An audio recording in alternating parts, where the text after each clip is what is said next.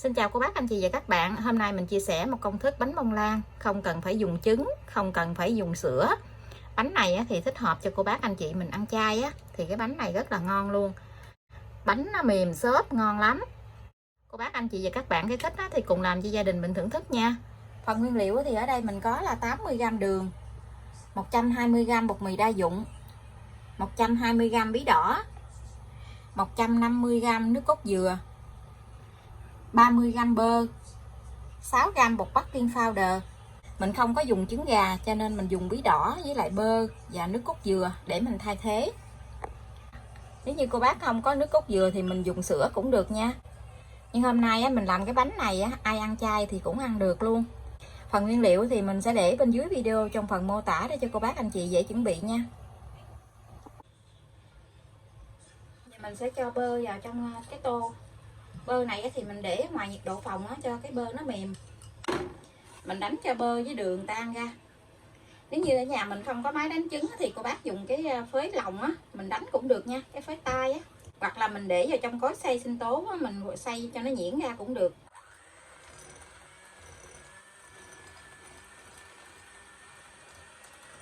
Mình cho đường vô bơ để mình đánh cho bông lên.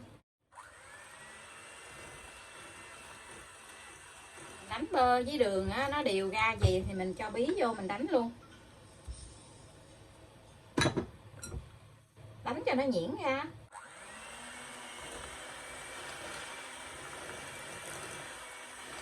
Bí này là mình hấp lên cho nó chín rồi nha. Phần bí này thì mình sẽ đánh lên khoảng 3 phút nha.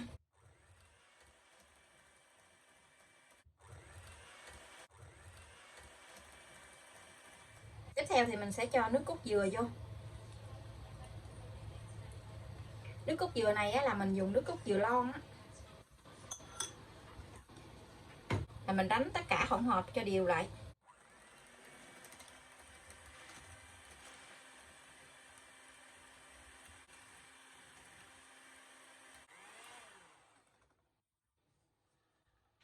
Mình đánh tất cả hỗn hợp này đều lại rồi thì mình sẽ gây bột vô. Mình gây cái bột mì nè. Bột này thì mình dùng bột mì đa dụng hoặc là bột mì số 8 đều được nha.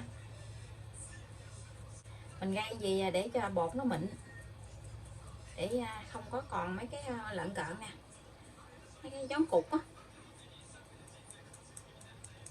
Rồi mình dùng cái phới tay nè, mình trộn lại cho tất cả hỗn hợp này nó đều lại.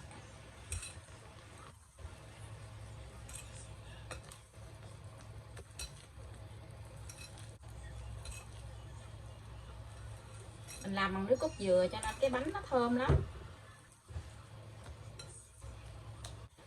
Bánh này thì làm cũng rất là nhanh nè, cho nên trong khi mình trộn bột gì nè, cô bác anh chị mở cái lò nướng lên để cho cái lò của mình nó nóng lên trước 10 phút. Mình trộn cho hết cái bột khô là được nha. Mình dùng cái muỗng này mình vét cho nó đều hết cái bột này lại. Giờ thì mình sẽ cho cái bột baking powder vô. Mình để qua bên cái gây gì nè. Trộn đều lại. Vì cái bánh này là không có trứng nè, mình không có đánh bông trứng cho nên là mình dùng bột baking powder. Mình trộn cho đều hết tất cả cái phần bột này lại một lần nữa. Hoặc là cô bác để bột baking powder chung với bột rồi mình trộn luôn cũng được. Mình trộn đều lại như vậy thì mình cho vào trong khuôn để nướng nha. Bánh hôm nay thì mình dùng cái khuôn 16. Mình lót giấy nến ở xung quanh của cái khuôn vậy nè, để tí nữa mình lấy bánh ra cho nó dễ. Mình cho tất cả cái hỗn hợp này vào trong cái khuôn.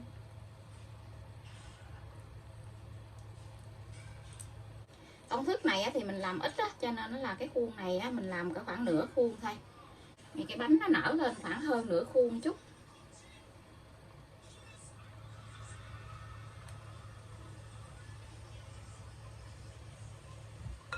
Khi mình cho bột vào trong khuôn rồi thì mình lấy chiếc đũa nhọn mình đi cái đường xoắn ốc gì nè, để cho cái mặt bánh nó vàng đều ra. Bột này thì mình làm nó hơi đặc tí xíu. Rồi mình cho vào trong lò để nướng luôn nha. Lò nướng thì mình đã mở lên cho nó nóng trước 10 phút rồi. Lò lò mình có 3 ngăn, mình để bánh ở ngăn thứ 3 là ngăn dưới của lò luôn. Mình nướng ở nhiệt độ là 150 độ C, mở 2 lửa, thời gian nướng là 40 phút. Mình không cần mở quạt, cô bác cam nhiệt độ nóng của lò nhà mình nha. Bánh mình đã nướng xong, bây giờ thì mình sẽ hé cửa lò ra, mình để cái bánh ở trong lò thêm 3 phút nữa mình hãy lấy ra nha. Cái bánh nó vàng ươm luôn, mà rất là thơm luôn á, thơm mùi nước cốt dừa. Là cái mặt bánh nó bị nứt ra kìa. Bánh này thì mình không có sử dụng trứng cho nên cái mặt bánh thì có thể là bị nứt ra. Cô bác anh chị muốn coi cái bánh của mình nó có chín hay chưa thì mình lấy chiếc đũa mình xiên vô trong cái bánh, mình thấy chiếc đũa nó khô là cái bánh mình nó chín. Nếu như cô bác anh chị muốn cái mặt bánh nó vàng hơn nữa thì mình để thêm 5 phút nữa. Mình lấy cái bánh ra luôn. Wow, trời ơi, cái bánh nó thơm ơi là thơm vậy đó. Đây nè, nó vàng ươm luôn. Bây giờ thì mình sẽ lấy cái bánh ra khỏi khuôn luôn để cho cái bánh của mình nó không có bị đổ mồ hôi á. Cái khuôn này là mình làm bằng cái khuôn đáy gời á, cho nên nó là mình để cái ly nhỏ hơn cái khuôn gì nè, là đẩy cái khuôn xuống, cái khuôn tự động nó rớt. Mình lấy cái giấy nến ra luôn. Nếu như cô bác muốn cái bánh của mình nó bự thì mình nhân cái phần nguyên liệu này lên nha. Cái bánh hôm nay thì mình làm cái bánh nó nhỏ đó, cho nên nó chỉ có nửa cái khuôn thôi. Mình nhấn xuống nè, cái bánh nó núng na núng nín luôn, nó rất là xốp luôn á. Mình để cho nguội tí xíu nữa mình cắt ra cho cô bác anh chị xem nha. Mình lật cái bánh ngược lại để mình lấy cái dĩ ra, mình lấy luôn miếng giấy nến ra luôn.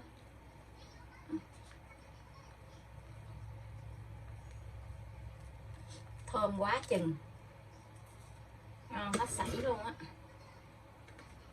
Cái bánh nó mềm nè, nóng quá thôi thì mình lật ngược lại vậy luôn đi. Bây giờ nó còn nóng quá chừng, tí xíu nó nguội thì mình hãy lật lại.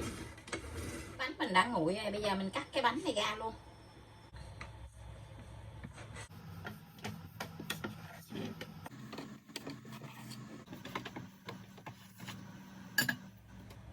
Nếu như cô bác thích hạt ngũ cốc á, thì mình cho hạt ngũ cốc vô mình ăn cũng ngon lắm.